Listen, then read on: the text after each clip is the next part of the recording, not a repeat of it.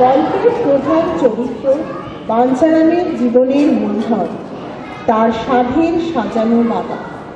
এই বাগানই তার জীবনের ধ্যান ও জ্ঞান। এই সুন্দর বাগানের দেখাশোনা করে বাঞ্ছারাম ও তার একমাত্র মাতৃহারা নাতি কুপে।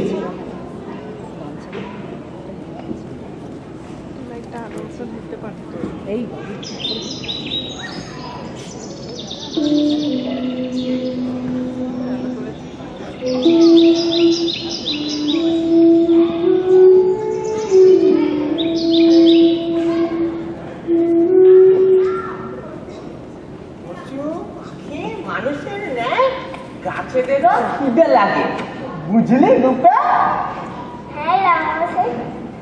ঠিক সময় জল পেলে তারা সঞ্চয়ন করে ফুলে ফলে বেড়ে ওঠে। যা দেখিনি ওই কফি গাছগুলো না জল দিয়ে আয়, যা।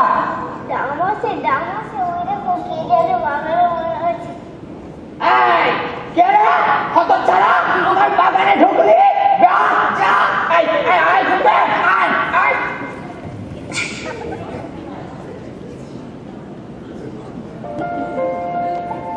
রূপ ও মহিমায় মুগ্ধ হয়ে সে অঞ্চলের জমিদার ছকরি দত্ত বাঞ্ছারামের বাগান কেনার প্রস্তাব দেয়, কিন্তু বাঞ্ছা তার সাধের বাগান বিক্রি করতে চায় না।